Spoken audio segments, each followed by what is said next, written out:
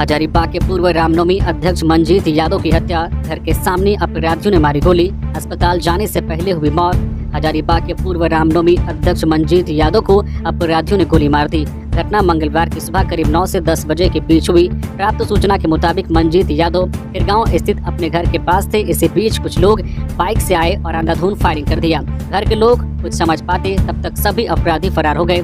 घर के सदस्य दौड़कर बाहर आए, हो हल्ला किया। इसके बाद सभी लोग डिस्ट्रिक्ट मोड़ स्थित आरोग्य अस्पताल लाया, जहां डॉक्टरों ने जांच के बाद मृत्यु घोषित कर दिया। इधर घटना की जानकारी मिलते ही हजारीबाग जो एसडीओ अशोक कुमार सहित पुलिस प्रशासन अस्पताल पहुंचे और परिजनों से घटनाक्रम की जानकारी ली। प्रथम दृष्टिया यह मामला जमीन विवाद से जुड़ा हुआ बताया जा रहा है। मौत की पुष्टि के बाद परिजन शव को लेकर डिस्ट्रिक्ट मोड़ के पास एनएच सड़क को जाम कर दिया।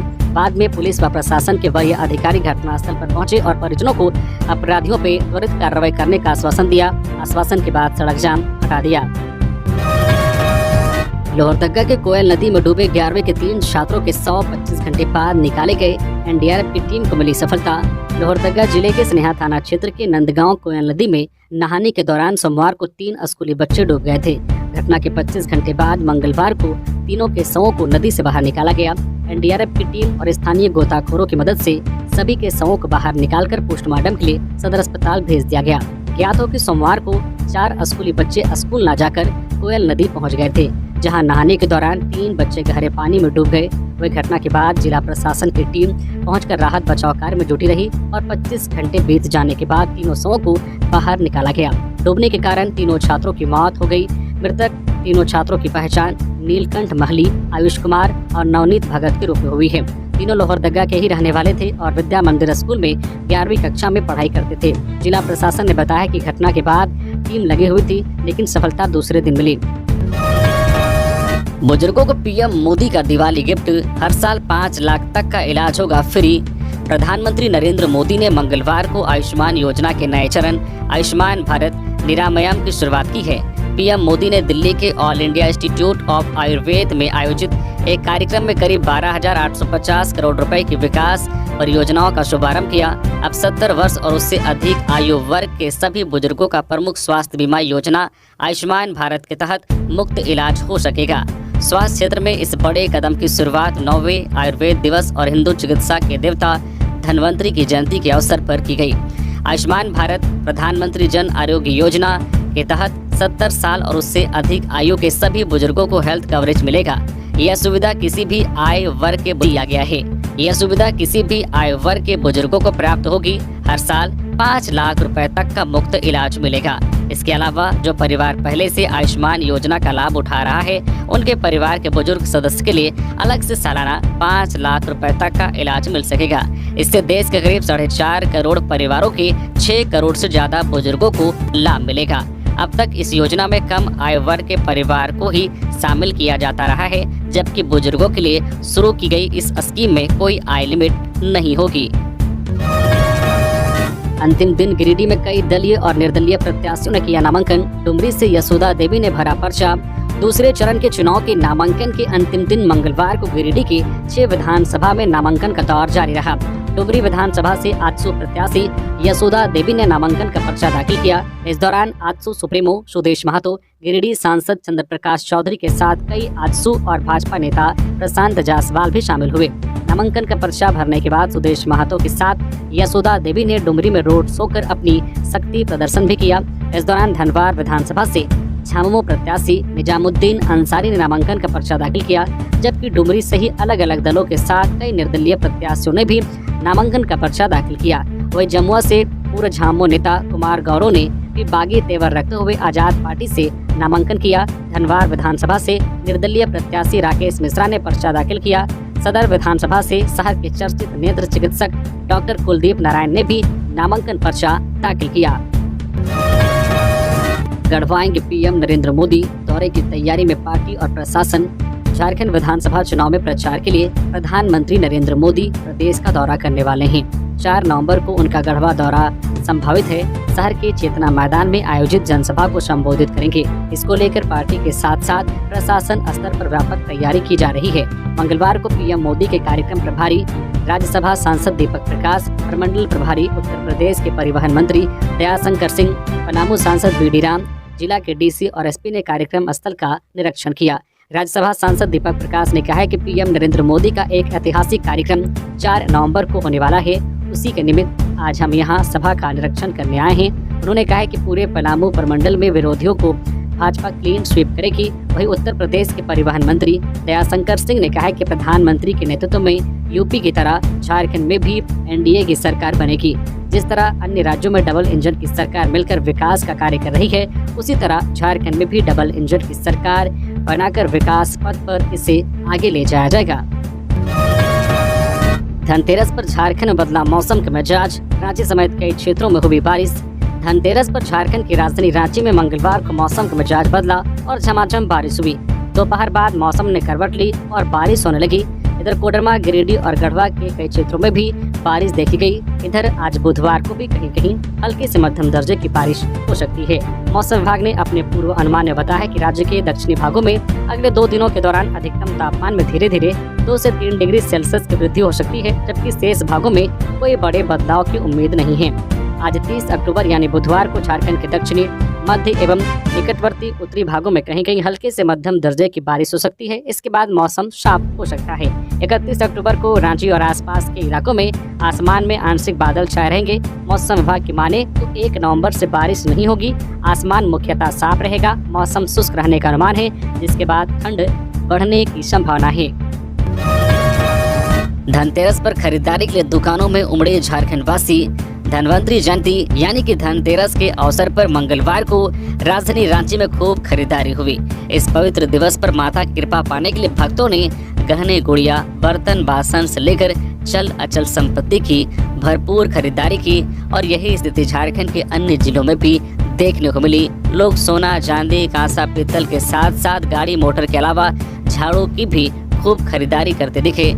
दिन के 10 बजे के बाद से रांची शहर के विभिन्न मार्गों पर सजे दुकानों से लेकर बड़े व्यावसायिक दुकानों और प्रतिष्ठानों में खरीदारी हुई। इस दिन की खरीदारी को लेकर रात 10 बजे तक राजधानी के विभिन्न बाजारों में प्रतिष्ठान खुले रहे। यहाँ तक कि चर्च रोड में देर रात 11 बजे तक पीतल कांसे के दुकान खुले रहे। इन दुकानों में ग्राहक देर रात तक आते रहे। शहर के अन्य प्रतिष्ठानों में भी अच्छी व्यवसाय हुई। Hinoo, Birsa Chowk, Harmu, Ratu road, church road, main road, Lalpur, Purulia road आदि मार्गों पर बड़े पैमाने पर खरीदारी के लिए सड़कों पर आना जाना मुश्किल हुआ। चर्च रोड में तो बर्तन बासन की दुकान में खरीदारी के लिए उमड़ी भीड़ के कारण यहाँ मार्ग 1 वे कर दिया गया। जगह जगह ट्रैफिक पुलिस की तैनाती की गई थी और यही स्थिति झारखंड के अन्य जिलों में भी देखने को मिली। धनतेरस के मौके पर झारखंड वासी खूब खरीदारी किए। हजारीबाग की चर्चित नेत्री और पूर्व महापौर अंजलि बीजेपी छोड़ झामुमो में हुई शामिल। हजारीबाग नगर निगम की पूर्व महापौर और चर्चित बीजेपी नेत्री अंजलि कुमारी ने मंगलवार को झामुमो ज्वाइन कर लिया है। रांची स्थित मुख्यमंत्री आवास में मुख्यमंत्री हेमंत सोरेन की उपस्थिति में अंजलि कुमारी ने झामुमो की सदस्यता ली। सदस्यता के बाद अंजलि कुमारी ने कहा है कि बीजेपी में झारखंडियों की कोई अहमियत नहीं रह गई है। अब छत्तीसगढ़, उड़ीसा, बिहार और यूपी के लोग बीजेपी को चला रहे हैं। कहा है कि ये लोग स्थानीय झारखंडी कार्यकर्ताओं को गुलाम समझते हैं और उनकी अनदेखी कर रहे हैं। उन्होंने बताया कि इसका प्रत्यक्ष प्रमाण इस बार के टिकट बंटवारे में देखने को मिला। इसमें समर्पित कार्यकर्ता की अनदेखी की गई। है कि भाई साहब कल्चर के कारण झारखंड बीजेपी की नैया डूब रही है। है कि इस राज्य में झामुमो ही ऐसी पार्टी है जो हर वर्ग का एक जैसा ख्याल रखती है और पार्टी में कार्यकर्ताओं को भी पूरा सम्मान मिलता है। मुठभेड़ के बाद बिखर गए नक्सली, 3 गिरफ्तार, AK-47 समेत भारी मात्रा में हथियार बरामद। पलामू और चतरा में हुए मुठभेड़ के बाद प्रतिबंधित नक्सली संगठन तृतीय सम्मेलन प्रस्तुति कमेटी के कमांडर आपस में बिखर गए। बिखरे हुए नक्सली आपस में मिलने एवं संगठन को एकजुट करने की कोशिश कर रहे थे। नक्सलियों की इसी कदम की जानकारी पलामू पुलिस को मिल गई, जिसके बाद पलामू पुलिस ने बड़ी कार्रवाई करते हुए TSPC के 3 टॉप कमांडरों को गिरफ्तार किया है। इनके पास से AK-47 की 72 गोलियां, एक देसी पिस्टल और एक कट्टा बरामद किया है। कार्रवाई के दौरान TSPC के टॉप कमांडर प्रेम गंझू, संतु उर्फ शैलेंद्र, हेमंत उर्फ सरवन उरांव को गिरफ्तार किया है। हेमंत बिहार के रोहतास का रहने वाला है। पलामू पुलिस को सूचना मिली थी कि TSPC के नक्सली पलामू के पांकी थाना क्षेत्र के कार्यमाटी में एकजुट होने वाले हैं। इसी सूचना के आलोक में SSP राकेश कुमार सिन्हा के नेतृत्व में सर्च अभियान चलाया गया। इस सर्च अभियान में पुलिस को सफलता मिली है। पलामू SP रिश्मा रमेशन ने बताया है कि गिरफ्तार तीनों नक्सली पलामू, चतरा और लातेहार में कई घटनाओं के आरोपी हैं। कांग्रेस प्रत्याशी श्वेता सिंह ने बोकारो सीट से किया नामांकन।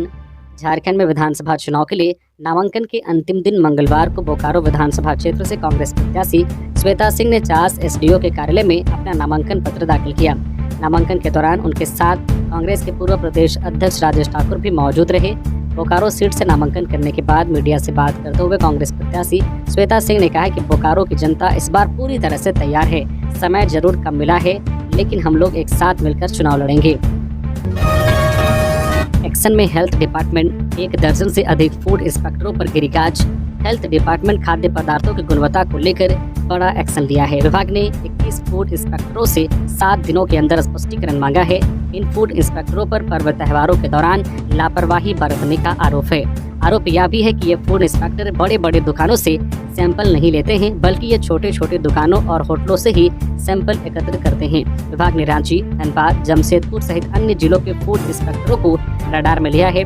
फूड इंस्पेक्टरों पर खाद्य पदार्थों के सैंपल को सही तरीके से जांच नहीं करने और रिपोर्ट नहीं देने का आरोप है।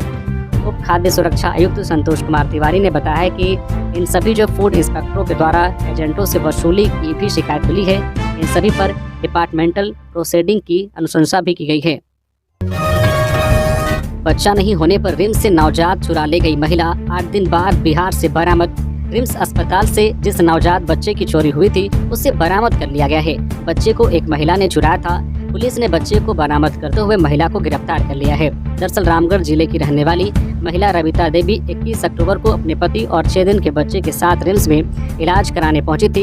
इलाज के दौरान रविता ने अपने 6 दिन के बच्चे को बगल में खड़ी एक महिला को रखने के लिए दिया था। इलाज के बाद जब वह लौटी तो अज्ञात महिला नवजात बच्चे को लेकर फरार हो गई थी। घटना की गंभीरता को देखते हुए एसएसपी और रांची एसपी ने बच्चे की बरामदगी के लिए एक टीम गठित करते हुए लगातार दिशा निर्देश दिया। इसके बाद 28 अक्टूबर को बरियातू पुलिस की टीम ने बच्चे को बिहार के वैशाली जिला से बरामद कर लिया। इस संबंध में बरियातू थाना में केस दर्ज कर लिया गया है। महिला ने पुलिस को बताया कि बच्चा न होने की वजह से उसने इस घटना को अंजाम दिया था। महिला की पहचान राघोपुर थाना क्षेत्र के चांदपुरा निवासी बॉबी कुमार की पत्नी रजनी माला के रूप में हुई है। बालू गाड़ी चालक संघ ने जेएमएम प्रत्याशी विकास कुमार मुंडा के समर्थन में कदम बढ़ाया। बालू टेंडर व्यवस्था में सुधार की मांग। तमाड़ विधानसभा क्षेत्र में मंगलवार की संध्या को झारखंड मुक्ति मोर्चा के प्रधान कार्यालय मांझी टोला में बालू गाड़ी चालक संघ के सैकड़ों सदस्यों ने विकास कुमार मुंडा के साथ अपना समर्थन व्यक्त किया। इस बैठक का मुख्य उद्देश्य बालू टेंडर की व्यवस्थित प्रक्रिया सुनिश्चित करना और बालू गाड़ियों के संचालन में सुधार लाना था। बालू गाड़ी चालक संघ के प्रतिनिधियों ने मांग की है कि बालू का तकनीकी रूप से टेंडर नियमित किया जाए और बालू गाड़ियों के संचालन को सुचारू बनाया जाए। इससे न केवल बालू गाड़ी चालक संघ से जुड़े सैकड़ों परिवारों की रोजी रोटी सुरक्षित होगी, बल्कि आम जनता को उचित दर पर बालू की उपलब्धता भी सुरक्षित होगी। बरहेट से बीजेपी प्रत्याशी गमालियन हेम्ब्रम ने किया नामांकन। सीएम हेमंत को देंगे टक्कर। भाजपा प्रत्याशी गमालियन हेम्ब्रम ने मंगलवार को बरहेट विधानसभा सीट के नामांकन कर लिया है। उन्होंने 2 सेट में अपना नामांकन पर्चा दाखिल किया है। बरहेट विधानसभा सीट पर 20 नवंबर को वोटिंग होगी। नामांकन पत्र दाखिल करने के बाद मीडिया से बात करते हुए गमालियन हेम्ब्रम ने कहा है कि बारिश हो चुकी है, कीचड़ भी हो गया है, बस इसमें कमल खिलने की तैयारी है। इस बार बरहेट में कमल का खिलना तय है। उन्होंने कहा है कि जीत के प्रति वे पूरी तरह से आश्वस्त हैं। उनके सामने बहुत बड़ी चुनौती है, लेकिन उन चुनौतियों के सामने बरहेट विधानसभा क्षेत्र की जनता खड़ी है। गमालियन हेम्ब्रम ने कहा है कि बरहेट में मूलभूत सुविधाओं की कमी है। यह उनका चुनावी मुद्दा है। क्षेत्र की जनता को पानी और अच्छी सड़क तक नसीब नहीं है। बिजली और स्वास्थ्य सेवा का भी हाल बेहाल है। उन्होंने कहा कि पार्टी के शीर्ष नेतृत्व ने उन जैसे छोटे सिपाही पर जिस तरह से भरोसा जताया है, वे उस भरोसा पर पूरी तरह से खड़ा उतरेंगे और यह सीट जीतकर वे पार्टी की झोली में डालेंगे। अनुसूचित जनजाति आयोग की सदस्य आशा लकड़ा ने की राष्ट्रपति से मुलाकात, दीपावली की शुभकामनाएं दी। राष्ट्रीय अनुसूचित जनजाति आयोग NCST की सदस्य डॉक्टर आशा लकड़ा ने मंगलवार को दिल्ली स्थित राष्ट्रपति भवन में राष्ट्रपति द्रौपदी मुर्मू से मुलाकात की और उन्हें दीपावली की शुभकामनाएं दी। इस दौरान उन्होंने राष्ट्रपति को आयोग की ओर से तैयार की गई संथाल परगना की बदलती डेमोग्राफी से संबंधित बुकलेट भी प्रदान की। डॉक्टर आशा लकड़ा ने कहा है कि आयोग की इस रिपोर्ट से संबंधित बुकलेट के माध्यम से आदिवासी समाज के लोगों को जागरूक करने का प्रयास किया जा रहा है, ताकि वे अपने भविष्य को लेकर बांग्लादेशी घुसपैठियों से अपनी सभ्यता, संस्कृति, धार्मिक परंपरा, बोकारो माटी, बेटी व रोटी की रक्षा कर सके। रघुवर दास पहुंचे रांची। बिरसा मुंडा एयरपोर्ट पर बीजेपी के नेताओं ने किया स्वागत। ओडिशा के राज्यपाल रघुवर दास मंगलवार को रांची पहुंचे हैं। शहर के बिरसा मुंडा एयरपोर्ट पर बीजेपी के नेता सहित कई अन्य ने उनका स्वागत किया। मिली खबर के मुताबिक एयरपोर्ट से रघुवर दास जमशेदपुर सड़क मार्ग से रवाना हुए। माना जा रहा है कि वे अपने परिवार के साथ दीपावली का त्यौहार मनाने के लिए झारखंड पहुंचे हैं। झामुमो प्रत्याशी निजामुद्दीन अंसारी ने किया नामांकन। धनवार विधानसभा में मेरे कार्यकाल में हुआ था सर्वांगीण विकास, बोले निजामुद्दीन। गिरिडीह के धनवार विधानसभा सीट से इंडिया गठबंधन के झामुमो प्रत्याशी निजामुद्दीन अंसारी ने मंगलवार को खोरी महुआ अनुमंडल कार्यालय में नामांकन पर्चा दाखिल कर दिया। इससे पहले उन्होंने रोड शो कर शक्ति प्रदर्शन किया। नामांकन के बाद एक जनसभा का भी आयोजन किया गया। निजामुद्दीन के अलावा इसमें टुंडी विधायक मथुरा महतो शामिल हुए। जनसभा को संबोधित करते हुए विधायक मथुरा महतो ने कहा कि राज्य में हेमंत सोरेन के नेतृत्व में महिलाओं को विशेष सम्मान दिया गया है। सरकार ने बिजली बिल से लेकर कृषि ऋण तक गरीबों का माफ कर उन्हें कर्ज से मुक्त करने का काम किया है। झामुमो प्रत्याशी निजामुद्दीन अंसारी ने कहा है कि मेरे कार्यकाल में धनवार विधानसभा क्षेत्र में सर्वांगीण विकास हुआ था। राज्य में शिक्षा और स्वास्थ्य जैसी बुनियादी व्यवस्थाएं हुई ध्वस्त। भाजपा प्रवक्ता प्रतुल्य सहदेव झारखंड प्रदेश मुख्यालय में आयोजित एक प्रेस वार्ता को संबोधित करते हुए भाजपा के प्रदेश प्रवक्ता प्रतुल्य सहदेव ने मंगलवार को कहा है कि राज्य सरकार ने पिछले 5 वर्षों में झारखंड के इतिहास की सबसे भ्रष्ट सरकार देने का काम किया। इस दौरान तुष्टीकरण और सांप्रदायिकता की राजनीति चरम पर पहुंच गई है, लेकिन इस सरकार में शिक्षा और स्वास्थ्य जैसी बुनियादी व्यवस्थाएं पूरी तरीके से ध्वस्त हो गई। इस दौरान प्रतुल ने कहा है कि सरकारी आंकड़ों के अनुसार झारखंड के विभिन्न मिडिल स्कूलों में 96% प्रिंसिपल के पद खाली हैं। सब प्रभार पर चल रहा है। कुल 3218 में 3163 पद मिडिल स्कूलों में खाली पड़े हैं। शिक्षा इस सरकार की प्राथमिकता सूची में है ही नहीं। सरकार को झारखंड के नौनिहालों के भविष्य की कोई चिंता नहीं है। प्रतुल ने कहा है कि प्रदेश में अगर शिक्षकों की बात करें तो सभी वर्गों को मिलाकर कुल 68% शिक्षकों के पद खाली हैं। 60,000 पारा शिक्षकों को राज्य सरकार ने नियमित करने का आश्वासन दिया था, मगर अभी भी इस पर कोई ठोस कार्रवाई नहीं हुई है। उल्टे प्रजातांत्रिक तरीके से प्रदर्शन करने वाले पारा शिक्षकों पर इस सरकार ने बर्बरता से लाठियां चलाई थी और फर्जी मुकदमों से लाद दिया था। भाजपा की सरकार बनने पर बंद हो जाएंगी सभी जन कल्याणकारी योजनाएं। मंत्री मिथिलेश गढ़वा विधानसभा क्षेत्र के विभिन्न पंचायतों से भाजपा, बसपा एवं अन्य राजनीतिक दलों को छोड़कर 500 से अधिक लोगों ने मंगलवार को झारखंड मुक्ति मोर्चा का दामन थाम लिया है। ये लोग गढ़वा विधायक और झारखंड सरकार के पेयजल एवं स्वच्छता, पर्यटन, कला संस्कृति, खेलकूद व युवा कार्य विभाग मंत्री मिथिलेश कुमार ठाकुर के आवास पर झारखंड मुक्ति मोर्चा में शामिल हुए। इन सभी ने विधानसभा चुनाव में इंडिया गठबंधन के झामुमो प्रत्याशी मिथिलेश कुमार ठाकुर को जीत दिलाने का संकल्प लेते हुए झामुमो की सदस्यता ग्रहण की। मंत्री ठाकुर ने सभी को माला व पार्टी का पट्टा पहनाकर पार्टी में शामिल किया। उन्होंने कहा कि राज्य में जितनी भी जन कल्याणकारी योजनाएं चलाई जा रही है, इन सभी योजनाओं को बरकरार रखने के लिए हेमंत सोरेन की सरकार बनाना जरूरी है। यदि गलती से भी भाजपा की सरकार बन गई तो सभी जन कल्याणकारी योजनाएं बंद कर देगी। जेईई मेन के लिए 22 नवंबर तक होगा आवेदन। परीक्षा 22 जनवरी से नेशनल टेस्टिंग एजेंसी एनटीए की ओर से जेईई मेन 2025 के लिए आवेदन प्रक्रिया शुरू कर दी गई है। आवेदन की अंतिम तिथि 22 नवंबर है। इस साल भी जेईई मेन की परीक्षा 2 सेशन में होगी। पहला सेशन 22 जनवरी से 31 जनवरी के बीच होगा। परीक्षा 2 शिफ्ट में होगी। पहली शिफ्ट सुबह 9 बजे से दोपहर 12 बजे तक और दूसरी शिफ्ट 3 बजे से शाम 6 बजे तक होगी। परीक्षा के लिए एडमिट कार्ड परीक्षा से 3 दिन पूर्व जारी किया जाएगा।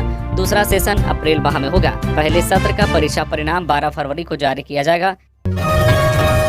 मुख्य सचिव को 3 माह का सेवा विस्तार देने की तैयारी। मुख्य सचिव एल खियांगते को 3 माह का सेवा विस्तार देने की तैयारी की जा रही है। राज्य सरकार ने इस आशय का प्रस्ताव तैयार किया है और इसे केंद्र की मंजूरी के लिए भेज दिया गया है। मुख्य सचिव 31 अक्टूबर को सेवानिवृत्त होने वाले हैं। ऐसे में उन्हें एक बार और 3 माह का विस्तार देने की तैयारी चल रही है। झारखंड में विधानसभा चुनाव को लेकर आचार संहिता लगी हुई है, इसलिए इसमें चुनाव आयोग की भी मंजूरी ली जाएगी। केंद्र से सहमति अगर मिल गई तो एल खियांगते को 3 माह का सेवा विस्तार मिल जाएगा।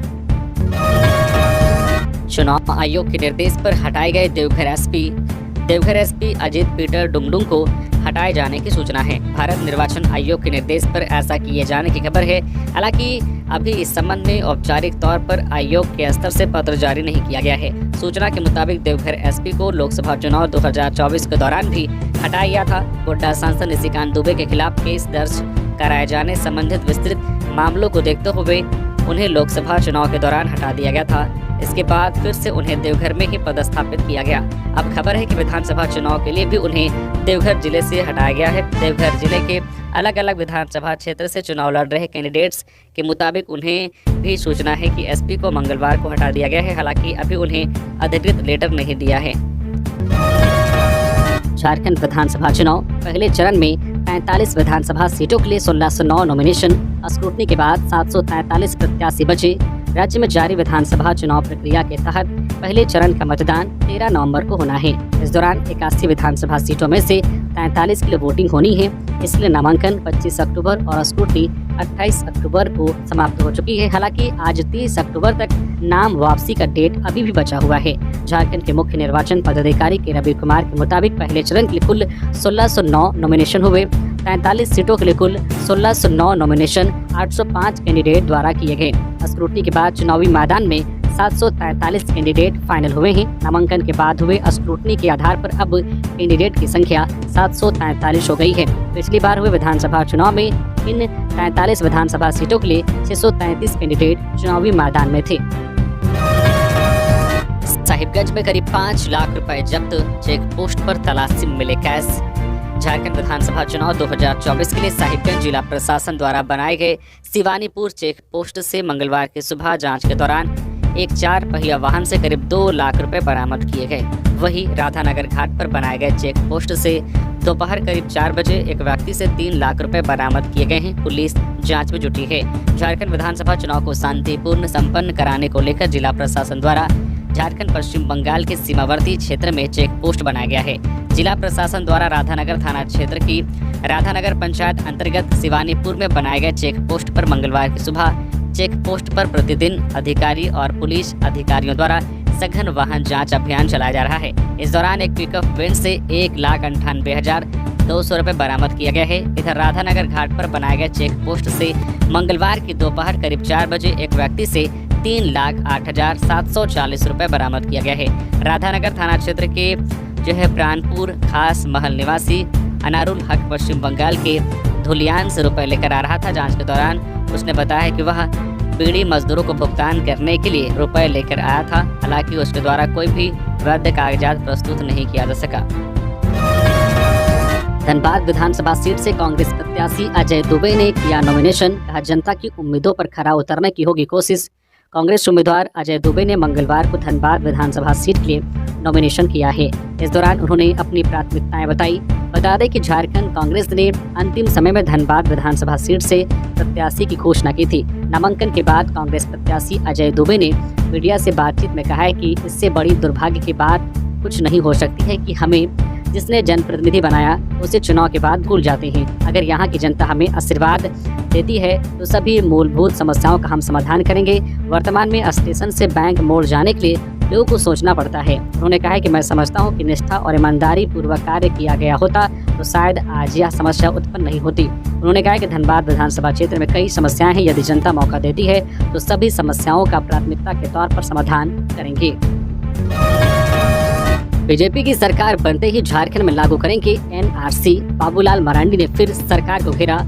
झारखंड बीजेपी के प्रदेश अध्यक्ष बाबूलाल मरांडी ने मंगलवार को फिर राज्य सरकार पर तीखे प्रहार किए।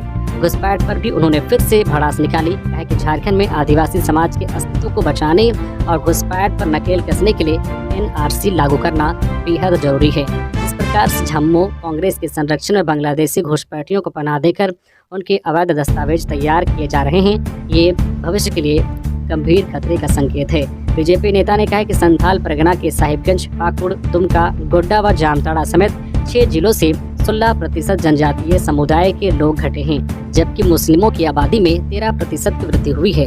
संथाल परगना के 2 जिले साहिबगंज और पाकुड़ में तो मुस्लिमों की संख्या 35% बढ़ी है। हालांकि उन्होंने ये नहीं बताया कि इन आंकड़ों का सोर्स क्या है। झारखंड चुनाव से ठीक पहले कांग्रेस के साथ खेला। बीजेपी में शामिल हुए कदावर नेता असम सीएम ने दिलाई सदस्यता।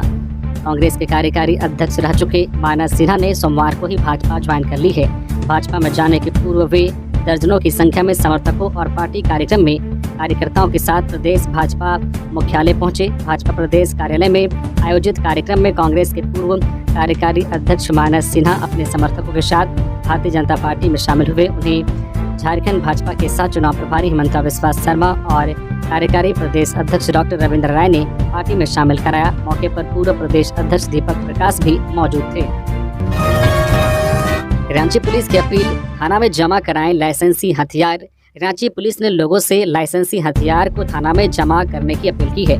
एसएसपी चंदन सिन्हा ने इस संबंध में निर्देश जारी करते हुए कहा है कि पुलिस स्वतंत्र, निष्पक्ष, शांतिपूर्ण और भयमुक्त विधानसभा चुनाव समापन के लिए संकल्पित है। रांची पुलिस आम जनता से अपील करती है कि वैसे लाइसेंसी हथियार धारक जिनका लाइसेंस किसी दूसरे जिला या झारखंड राज्य से या किसी अन्य राज्य से निर्गत किया गया हो, यथाशीघ्र रांची जिला में अपने स्थानीय थाना में लाइसेंस जमा करवाते हुए थाना में अपना शस्त्र जमा कराएं। विधानसभा चुनाव, मल्लिकार्जुन खड़गे, सोनिया गांधी, रामेश्वर उरांव सहित 40 स्टार प्रचारक जनता से अपने कैंडिडेट के लिए मांगेंगे समर्थन। कांग्रेस ने झारखंड विधानसभा चुनाव के लिए 40 स्टार प्रचारकों के नाम फाइनल किए हैं। इसमें अध्यक्ष मल्लिकार्जुन खड़गे के अलावा सांसद सोनिया गांधी, राहुल गांधी, प्रियंका गांधी वाड्रा, केसी वेणुगोपाल जैसे टॉप लीडर शामिल हैं। झारखंड के प्रभारी और जम्मू कश्मीर के विधायक गुलाम अहमद मीर, प्रदेश कांग्रेस अध्यक्ष केशव महतो कमलेश, मंत्री रामेश्वर उरांव, छत्तीसगढ़ के पूर्व सीएम भूपेश बाघेल, पूर्व केंद्रीय मंत्री सलमान खुर्शीद जैसे प्रमुख नाम भी इस लिस्ट में शामिल हैं।